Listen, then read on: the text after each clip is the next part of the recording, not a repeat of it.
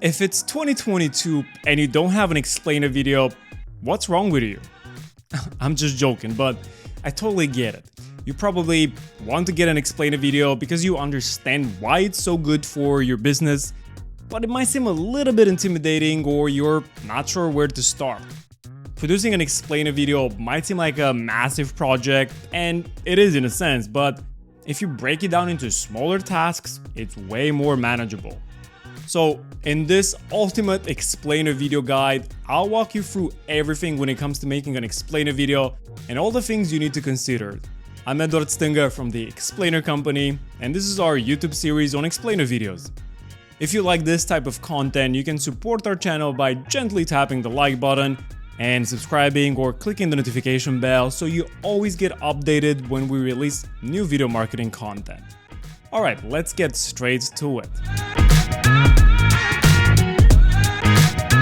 In traditional video production, so live action videos such as ads, commercials, short films, documentaries, and everything in between, the process is broken down in three big phases: pre-production, production, and post-production. Now, I like to apply a similar sort of process to explainer videos, except I call them a little bit different: planning, production, and publishing. Let's look at each one in particular. So phase number one, planning. This is the most important part of any project because, as the old saying goes, failing to plan is planning to fail. And this is where you make all the big decisions and where you can get quite creative. Everything else that comes after is literally just executing the plan and sticking to it. Goal. First, you need to identify what it is that you're trying to achieve. Basically, what's the goal of your video? Do you want to build more awareness around your brand? Do you want to increase signups for your free trial? Are you trying to raise some funds from investors? The key most important thing here is to only try to achieve one thing per video, because if you try to do more, it will just get super messy and confusing for anyone watching. Target audience. Before writing the script, it's important to sit down and think very thoroughly about who your target audience is. Who they are, how old, what gender, where do they hang out, what problems do they have, what solutions there are to their problems, and how yours is different or better. How do they speak, what words and phrases do they use, and so on. Because without identifying your target audience, well, you're just literally shooting in the dark and hoping things work. They most probably won't. Script. If you happen to write the script yourself instead of hiring a professional, I suggest you use our script writing framework that we call the Classic Explainer Script Writing Formula. It's a simple 4-step process that you can apply immediately to give you a great structure to start with. Step number 1, this is where you talk about the problem of your target audience and the pain points to show that you're talking to them specifically and you understand exactly what they're going through. Step number 2 is the solution. And of course, you introduce the instant magical solution, which is your product or service. Step number 3, how it works. This is where you explain to them exactly how you're going to solve their problem, and if you can simplify it in 3 simple steps, that's extra bonus points for you. And step number 4, the call to action. You need to end the video with a call to action, telling people what you want them to do next. Whether it's sign up for a free trial or schedule a demo, you need to be specific and guide people, because you cannot expect them to do exactly what you want without telling them. Storyboards. Once you have a final script, it's time to break it down into multiple different scenes and work on some storyboard concepts. A storyboard is basically a sequence of drawings that are a visual preview of each scene to see how the story will play out. And you can do this with pen and paper, but it's much easier if you just download and print a storyboard template from anywhere online. It's already formatted nicely, and you just start drawing. I'll add a link to a free one in the description below this video. And once you finish the storyboards as well, it's time to finally start phase number 2, production. Voiceover. The first thing you do in production is to get a voiceover recorded. I would strongly advise you against recording the voiceover yourself unless your voice is somehow connected to your brand and well recognized. Otherwise, I suggest you hire a professional. And here you need to decide on things such as gender, age, style, and see what would work best for your own brand. There are options online for all budgets. For smaller budgets, I suggest you check out Fiverr.com, where you can get a voiceover starting anywhere around $25 or so for a minute, all the way to around $50 or more. For more professional projects, I suggest you have a look at Voices.com, where budgets start at a minimum of $100 and you can spend all the way up to $500 or so for an explainer voiceover. What I love about Voices.com is that you can get people to submit auditions reading a sample of your script, which is something that our clients absolutely love listening to instead of just checking random voice demos. Video. Alright, now it's time to build a video, and this is where things get tricky. This part is probably the most complex, and we could talk about it for hours.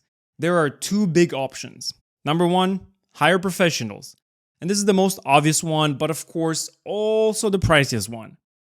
You can hire either freelancers if you're on a budget, or go with a professional explainer production company like ours if you want the best quality possible.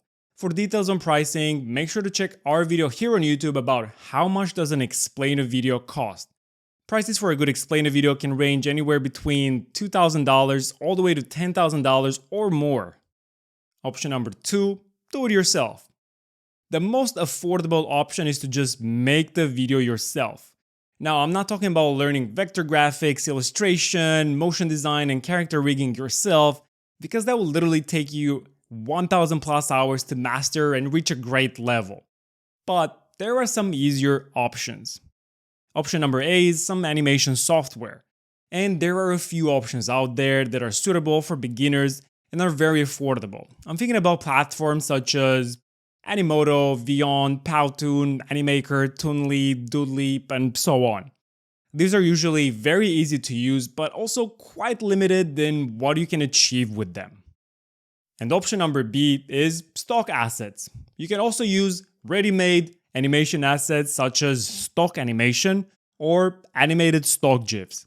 You can find a massive catalog of those on videoplasty.com. They are pre-animated and good to go. All you have to do is drag and drop them in video editing software or in PowerPoint, and you can easily do the edit right there. The cool thing about stock animation is that it's built by professionals and it looks amazing. So if you find good items for your scenes, you only need to do some very basic video editing. Usually this can be done in free software such as iMovie or Keynote on a Mac, or on a Windows you can get a free video editing software called DaVinci Resolve, or you can use GIFs in Microsoft PowerPoint, which pretty much every Windows user has. And phase number 3, publishing.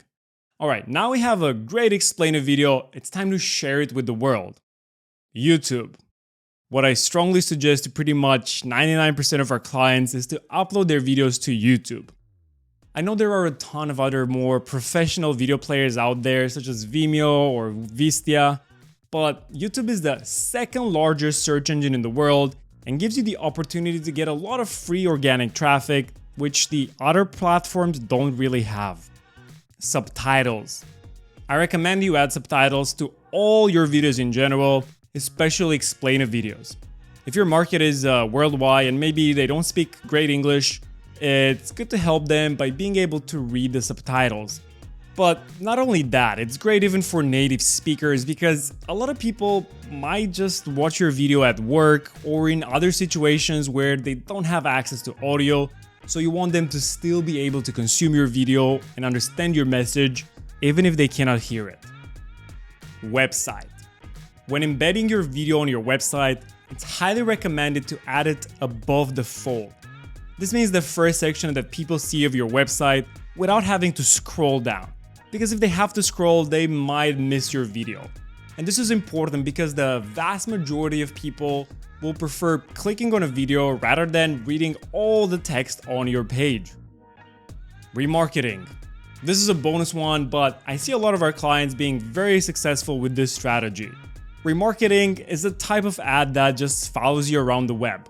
You've most certainly seen them before. For example, You probably visited a website that sells shoes, but then you had to click away for whatever reason, and now for the next couple of days, all you see around the web and on social media platforms are ads from the shoes website following you around, reminding you to come back and complete your purchase. Alright, that's pretty much it. Explainer videos can get incredibly complex and we can talk about them literally for hours. We're barely scratching the surface here, but I wanted to make this video more like an overview of things that you need to consider so you can get a better idea about how it works. To find out even more about explainers, check out our entire series here on YouTube for free, where we go even deeper and cover everything related to explainer videos. And if you want to get an awesome explainer video for your company to stand out from all the noise, produced by a professional and experienced team with over 10 years in the industry and more than 400 plus videos produced for clients all over the world, then visit our website, check out our portfolio, and get in touch using the link in the description. I'm Edward Stinga, founder of the Explainer Company, and until next time, stay creative.